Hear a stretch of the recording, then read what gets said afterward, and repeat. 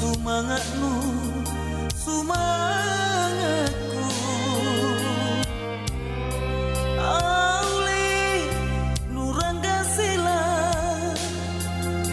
bataramu lupatan jengi.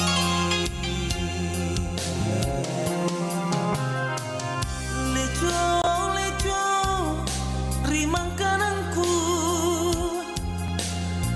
kuntu tojin napak maiku. Barang-barang ji nataina laku pare tan rapangai.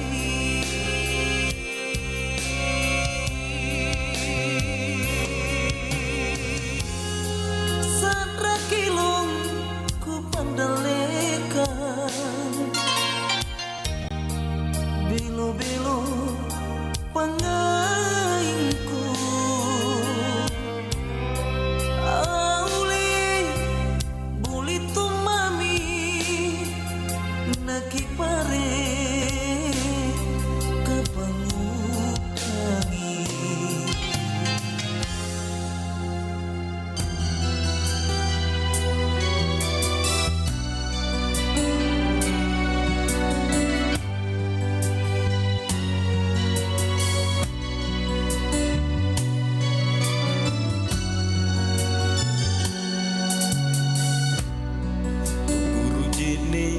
Matangku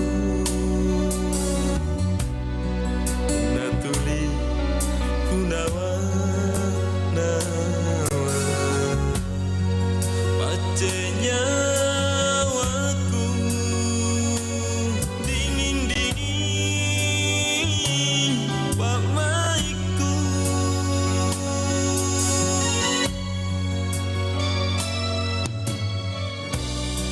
Dinami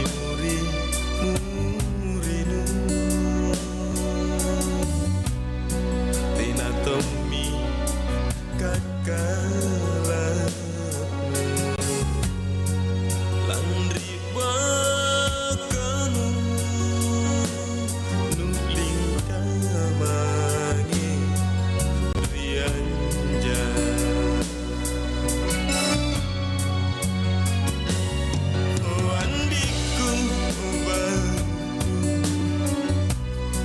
Aku tajami nyawaku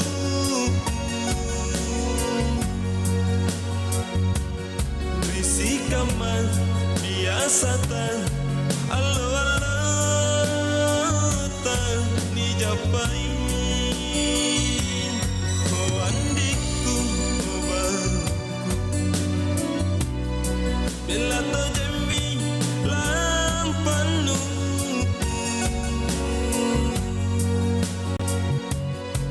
bolima na anata anerilina masina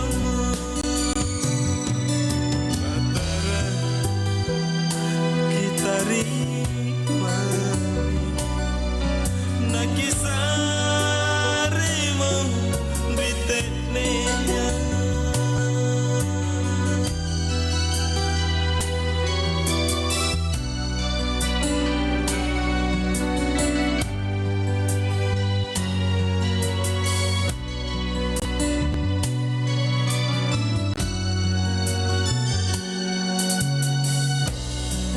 Dinami murinu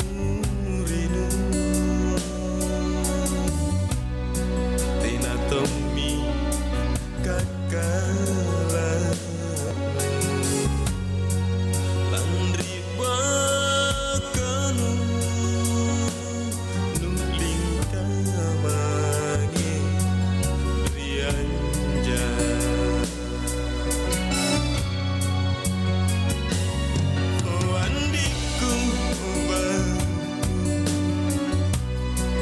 Aku tajami nyawaku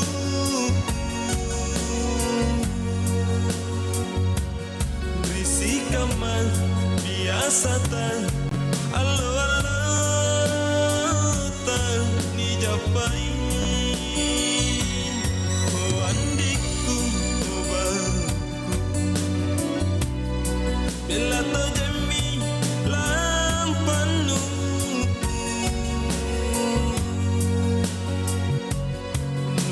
lima na anata anerilina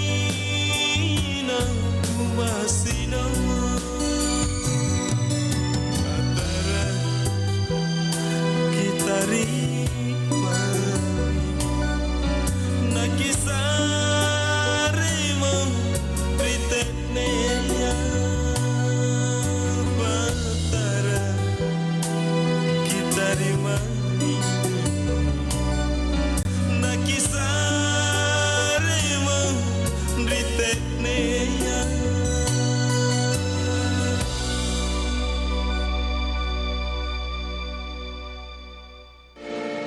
RRI Digital. Nikmati kemudahan interaksi, partisipasi, dan kolaborasi dengan RRI Digital. Interaksi, dengar dan saksikan siaran langsung kami, daftarkan akun Anda, dan mulailah berinteraksi di setiap program dan konten kami. Partisipasi, kreasikan konten Anda berupa berita, podcast, vlog, film, musik, dan playlist. Kolaborasi, kami mengajak berbagai komunitas untuk berkembang bersama melalui digital platform. RRI Digital kini juga menghadirkan terobosan baru, workspace platform, dan online learning platform dengan fasilitas-fasilitas unggulan, monitor impact and outcome, meeting online, video conference, dan library. RRI Digital menghadirkan fitur-fitur untuk peningkatan interaksi, partisipasi, kolaborasi, workspace, dan learning. Segera download RRI Digital.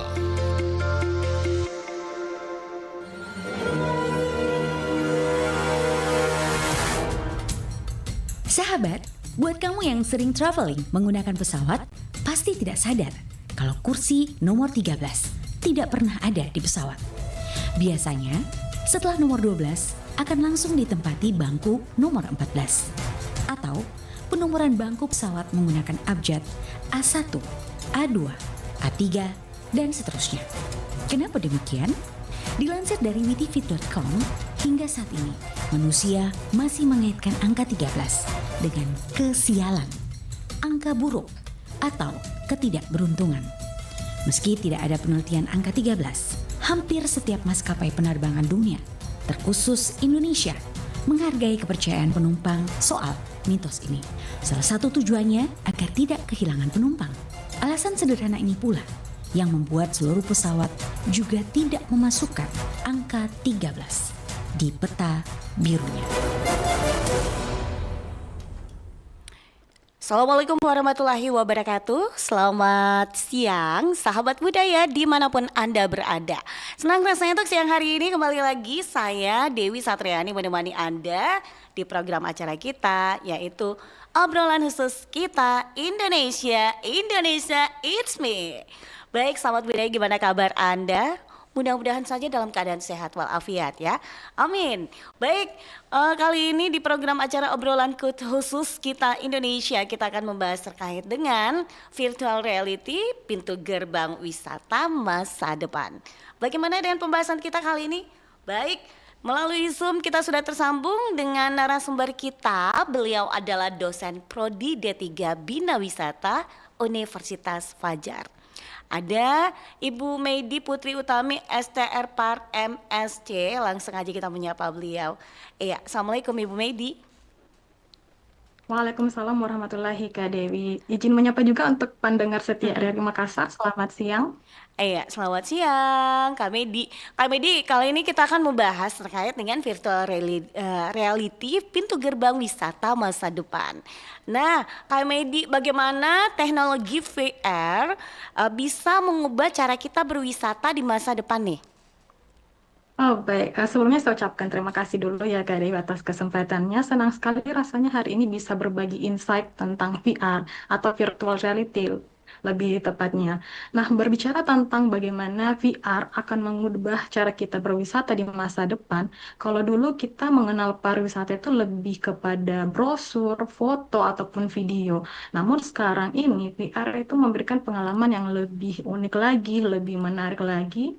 Karena kenapa VR ini membuat kita bisa merasakan jalan-jalan dulu, walaupun kita tidak meninggalkan tempat kita, tapi kita sudah berada di sebuah tempat. Itu semacam definisi dari sebuah VR.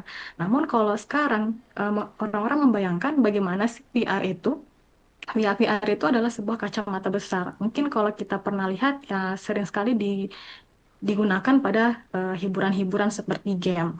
Namun sekarang ini VR sebenarnya sudah bertransformasi. Kita sudah bisa mengakses lewat handphone kita masing-masing. Sekarang juga banyak platform yang sudah menyediakan VR untuk berwisata. Jadi VR ini mudah dijangkau bukan hanya untuk hiburan, tapi VR sudah bisa mengenalkan kita ke destinasi wisata. Adapun juga sebenarnya pengalaman-pengalaman yang inklusif yang membuat VR ini lebih menarik daripada teknologi yang lainnya, seperti orang-orang dengan disabilitas maupun lansia itu sudah juga ikut mengalami pengalaman berkunjung ke sebuah tempat wisata, tapi dia tidak tidak meninggalkan tempatnya. Jadi sebenarnya bagaimana VR mengubah pariwisata di masa depan ini lebih kepada bagaimana kita memilih destinasi ke depannya, bagaimana kita akan belajar budaya, dan tujuan akhirnya sebenarnya adalah kepada intention to visit atau menarik kunjungan wisatawan. Seperti itu Kak Dewi. Oke, kalau Medi, banyak orang mungkin menganggap VR ini hanya untuk game ya. Bagaimana menjelaskan secara sederhana bagaimana virtual reality ini bisa dimanfaatkan untuk mempromosikan pariwisata khususnya produk lokal yang ada di destinasi wisata, Kak? Betul sekali Kak Dewi. Jadi kalau kita mengatakan ini VR, banyak orang menganggap dan familiar kayaknya ini hanya untuk game atau hiburan. Ya, memang pertama kali kita mengenal VR itu hanya untuk hiburan. Tapi jauh dari pemanfaatan seperti itu, VR ini sebenarnya sudah dimanfaatkan di sektor-sektor tertentu seperti pendidikan maupun kesehatan. Nah, pariwisata juga melihat peluang seperti itu. Kita bisa manfaatkan VR apalagi untuk mempromosikan produk lokal kita. Karena VR ini sebenarnya alat yang sangat kuat untuk kita mempromosikan dan bercerita bagaimana kita memasarkan produk lokal kita. Contohnya saja, misalkan kita memperkenalkan sentra kerajinan kita, Iya. kita bisa membuat tur virtual. Orang-orang atau audiens kita bisa kita ajak jalan-jalan dulu, melihat bagaimana pembuatan kerajinan kita. Adapun juga pernah pengalaman yang saya rasakan menggunakan VR.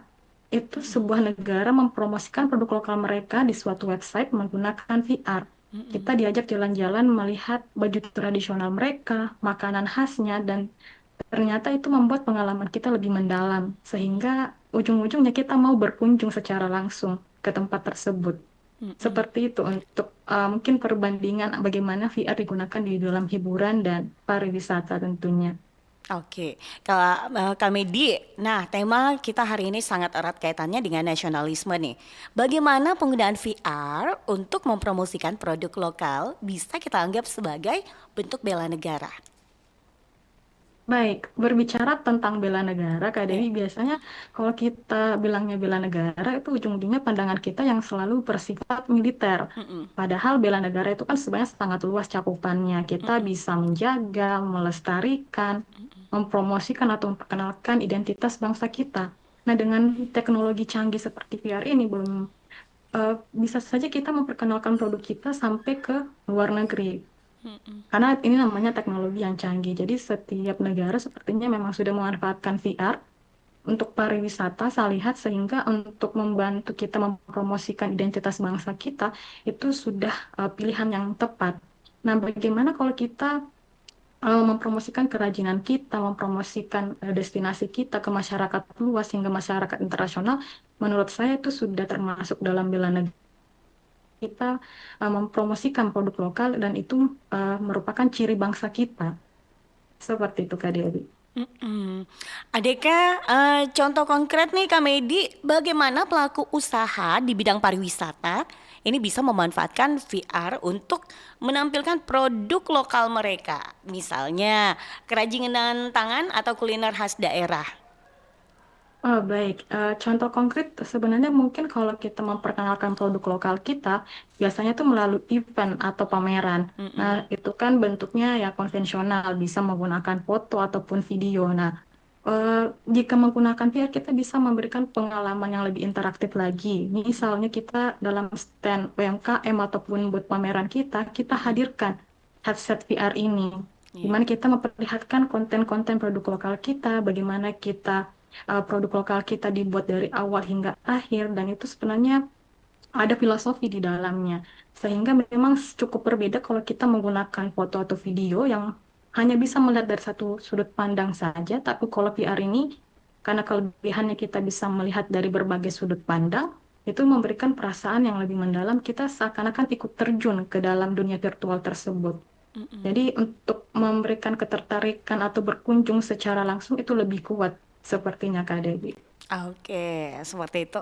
Baik, Kak Medi, sebelum kita lanjut lagi obrolan kita pada siang hari ini, kita dengarkan dulu yang berikut ini.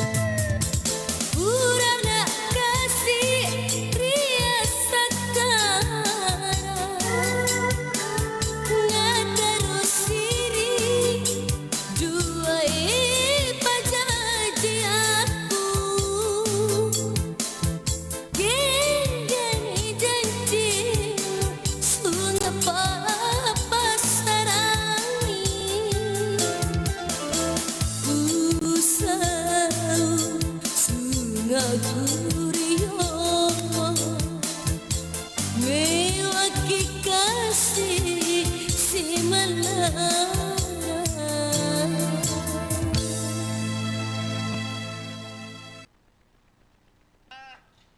Mak, ternyata betul lah, dia nih playing victim. Siapa? Ini nih yang kemarin lagi rame di media sosial. Kamu udah yakin sama informasi yang kamu dapat?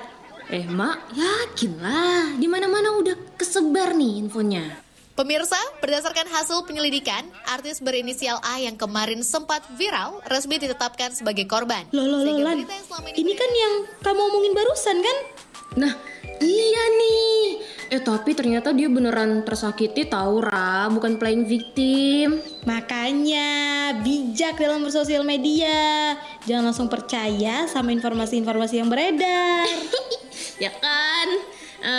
Aku lihat informasi yang udah viral di mana-mana. Hei, Dalalan, cepat, sini bantu aku angkat lemari nih. Aku mau lanjut tidur aja loh padahal.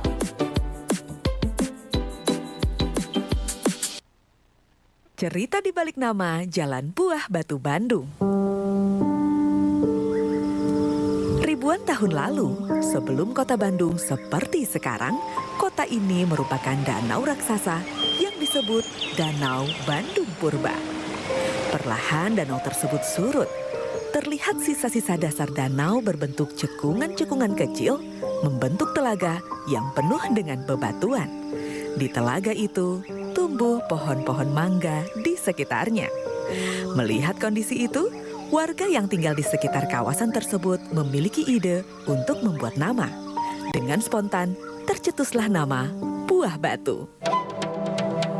Kata buah diambil dari pohon mangga, karena dalam bahasa Sunda, buah berarti mangga. Sedangkan kata batu diambil karena telaganya yang penuh dengan batu. Nama Buah Batu akhirnya dipakai hingga sekarang.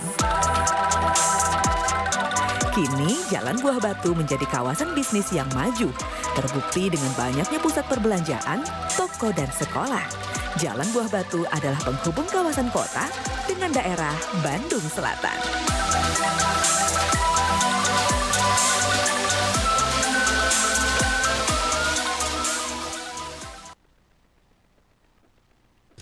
92,5 FM Pro 4 RRI Makassar. Sahabat budaya masih dalam program acara kita obrolan khusus untuk siang hari ini. Dan tentunya masih dengan narasumber kita ada Kak Medi Putri Utami STR Par MSc, dosen Prodi D3 Bina Wisata. Iya, Kak Medi, kita lanjut lagi Kak Medi. Baik Kak Dewi. Oke, Kak Medi, di era persaingan global, bagaimana kita bisa membiasakan konsumsi produk dalam negeri melalui pengalaman virtual? Apa saja manfaatnya bagi perekonomian lokal nih Kak? Baik Kak Dewi, kalau misalnya kita berbicara tentang persaingan global antara produk lokal dalam negeri kita dan produk luar negeri, biasanya memang banyak sekali pro dan kontra ya. Ada yang suka menggunakan produk lokal, ada juga yang suka menggunakan produk luar negeri. Tapi sebenarnya produk lokal kita itu tidak kalah jauh bagus kualitasnya. Namun di sini mungkin hanya bagaimana kita menarasikan atau bagaimana kita mempromosikan produk lokal kita. Nah, dengan VR sebenarnya VR ini memberikan storytelling yang sangat kuat bagaimana kita mempromosikan produk lokal kita.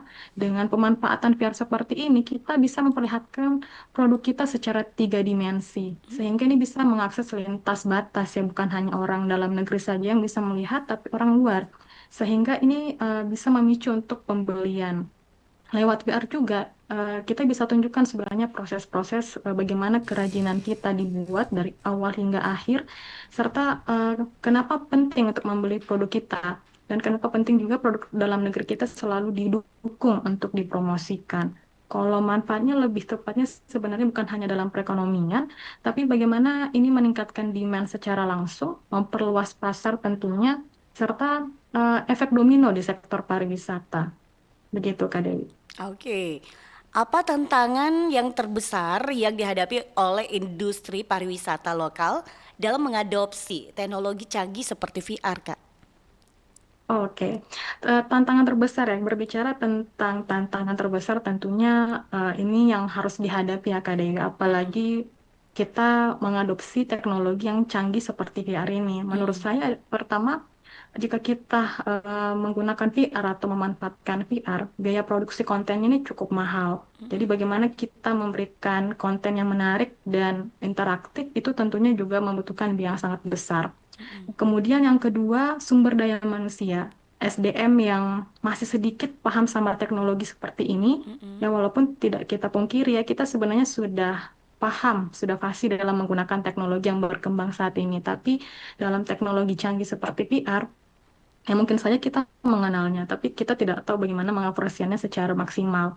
Dan yang terakhir menurut saya, aksesnya yang masih kurang, walaupun tadi ya VR bisa dijangkau melalui handphone, tapi tidak semuanya orang bisa tahu bagaimana penggunaannya, bagaimana menggunakannya dengan baik.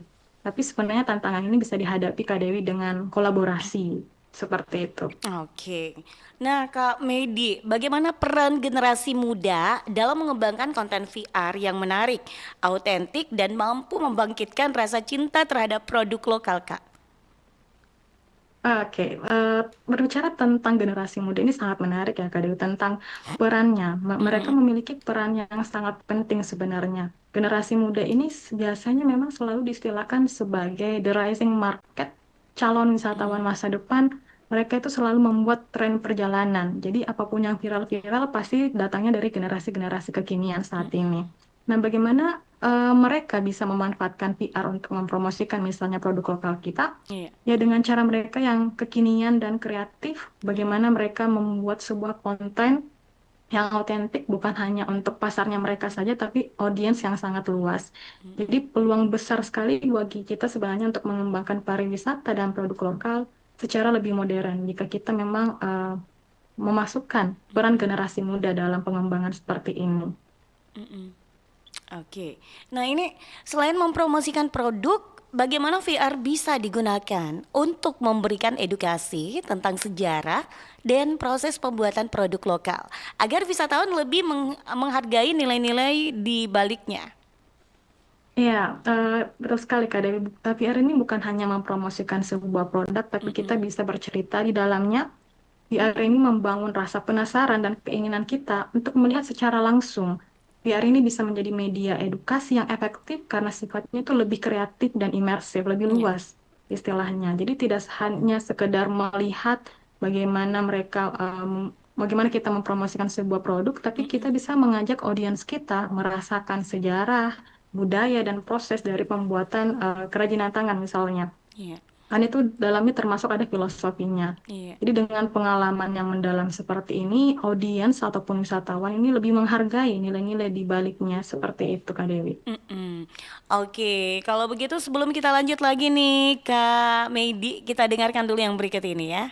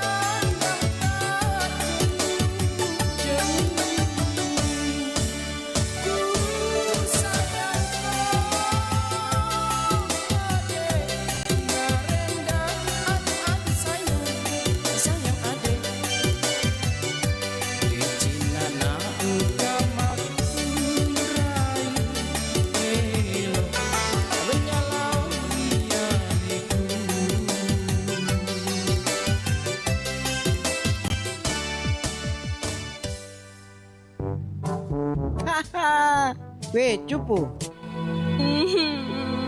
Saya ada salah apa sama kamu sampai setiap hari kamu datang bicara saya terus. Kau salah itu karena kau cupu. Kau bikin malu tong pu sekolah. Punya mata itu 2, bukan 4.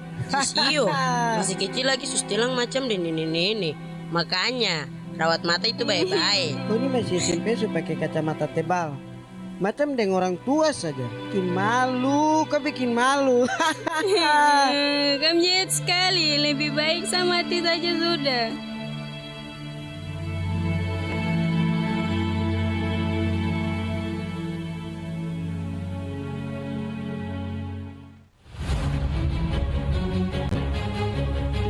Bullying adalah pembunuh terbesar nomor 1 karena bisa melemahkan mental, hati, dan semua pola pikir.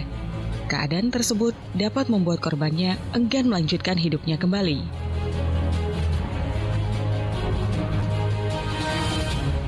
Katakan tidak untuk bullying. Kita harus menghentikan sekarang sebelum menjadi budaya.